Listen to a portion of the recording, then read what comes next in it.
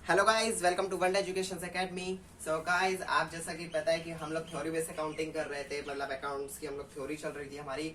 उसी का ही ये वीडियो का पार्ट 4 है। 1, 2 और थर्ड पार्ट हमारा ऑलरेडी कंप्लीट हो चुका है। फोर्थ पार्ट में मैं लेकर आया हूँ एक नया टॉपिक अकाउंट्स की थ्योरी का। इसके बाद हम लोग स्टार्ट करेंगे अपने न्यूमेरिकल्स।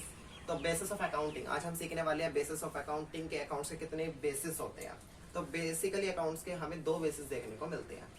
सबसे पहला बेसिस होता है कैश बेसिस ऑफ अकाउंटिंग और एक होता है accrual basis of accounting. Cash basis of accounting में आपको क्या देखने को मिलता है, बड़े ध्यान से समझना, छोटा सी क्लास रहेगी आज की, कोई ज्यादा बड़ी नहीं है। Cash basis of accounting. Cash basis of accounting is a system in which transaction are recorded when cash received और पेड। वो सारे ट्रांजेक्शन यानी वो सारे लेन देन जो कैश में हो उसे मतलब कैश बेसिस बोलते हैं। जैसे कि मान लो मेरी शॉप है, आपने मुझसे कुछ सामान खरीदा, ठीक है, मैंने आपको सामान बेचा, आपने मुझसे खरीदा और मुझे आपने पैसे दे दिए उस चीज के। तो मतलब हमारी जो ट्रांजेक्शन है, हमारा जो लेन देन हुआ है हम दोनों के बीच में, वो कैश में हुआ है। तो मतलब वो सारे ट्रांजेक्शन, वो सारे लेन देन जो कैश में हो उसे कैश बेसिस ऑफ अकाउंटिंग बोलते हैं। इसके अलावा एक्रूअल बेसिस ऑफ अकाउंटिंग में क्या आता है, जहां पर क्रेडिट और कैश दोनों तरह की ट्रांजेक्शन हो, मतलब कि जिसमें उधार भी ले हम लोग या कैश और उधार दोनों ले। मान लो कि जैसे मैंने आपको कोई सामान दिया, आपने मुझे उसके बदले में कोई पैसा नहीं दिया, कहा कि बाद में ले लेना, तो वो मेरा एक्रूअल बेसिस है। या फिर आपने मुझसे कहा कि ये लो कुछ पैसे रख लो इस चीज के और कुछ मैं बाद में दूंगा, तो यानी कि यहाँ पे दोनों तरह की ट्रांजेक्शन हो गई, कैश भी हो गई और क्रेडिट भी हो गई। तो मतलब कि इस तरह की ट्रांजेक्शन जिसमें कैश और क्रेडिट दोनों तरह की ट्रांजेक्शन की जाए, उस अकाउंटिंग को बोलते हैं एक्रूअल बेसिस ऑफ अकाउंटिंग। ठीक है, ये एक और बेसिस था। बस ये 2 तरह के हमारे बेसिस होते हैं। इसके बाद तीसरे नंबर पे हमारी कुछ बेसिक टर्म्स आएंगी जो हमने लास्ट पार्ट में भी पढ़ी थी। ठीक है ना, लास्ट पार्ट में हमने अपनी कंप्लीट कर ली थी सारी बेसिक टर्म्स, पर ये इस चैप्टर की कुछ और 4 बेसिक टर्म्स आएंगी जो थोड़ी सी है। इसके अलावा हमारी कोई और बेसिक टर्म्स आपको देखने को नहीं मिलेगी। ओके, सबसे पहली हमारी आती है outstanding expenses. These are expenses which have become due during the accounting period but not which at not been paid, not yet been paid। मतलब वो एक्सपेंसेस जो अभी तक पे नहीं किए गए हैं, उन एक्सपेंसेस को बोलते हैं आउटस्टैंडिंग एक्सपेंसेस।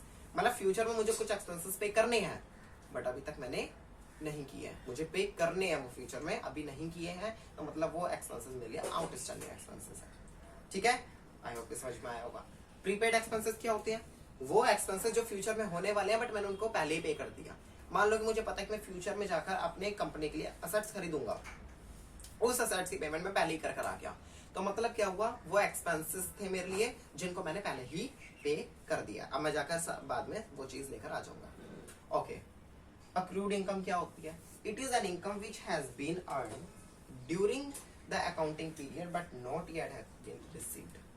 मतलब वो इनकम जो अभी तक हमें मिली नहीं है, उस इनकम को बोलते हैं अक्रूड इनकम। मतलब जो अभी हमें मिली नहीं है, मतलब मैंने काम तो कर लिया है, जैसे मान लो मैं कहीं पर जॉब कर रहा हूँ, महीने के एंड में मुझे सैलरी मिलती है, तो पूरे महीने मैंने काम तो कर लिया है बट अभी तक मुझे सैलरी नहीं मिली है। सेकेंड मंथ भी स्टार्ट हो गया बट अभी तक मुझे मेरी सैलरी नहीं मिली है, उस इनकम को बोलते हैं अक्रूड इनकम। मुझे अभी इनकम नहीं मिली मेरी, ठीक है, मैंने काम कर लिया, मेरी अर्निंग भी मैंने कर लिया, पूरे महीने काम किया, आखिरकार मेरी अर्निंग है बट मुझे वो अर्निंग अभी तक मिली ही नहीं है, मुझे इनकम, मुझे पैसे नहीं मिले, तो वो मेरी अक्रूड इनकम, मतलब मिलेंगे बाद में।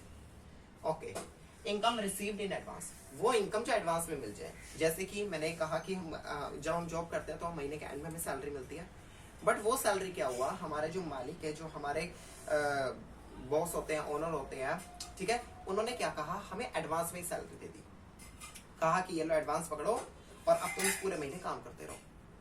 ठीक है, तो यानी कि वो इनकम जो थी मुझे इस महीने के एंड में मिलनी चाहिए थी, जो कि मुझे पहले ही मिल गई, तो वो इनकम जो हमें पहले ही मिल जाए, उस इनकम को बोलते हैं इनकम रिसीव्ड इन एडवांस। ठीक है, समझ में ही आ रहा है हमें। तो आई होप कि आपको ये सारी बेसिक टर्म्स भी समझ में आ गई होंगी। तो ये हमारे ओनली 2 बेसिस थे और कुछ बेसिक टर्म्स थी इस चैप्टर से रिलेटेड।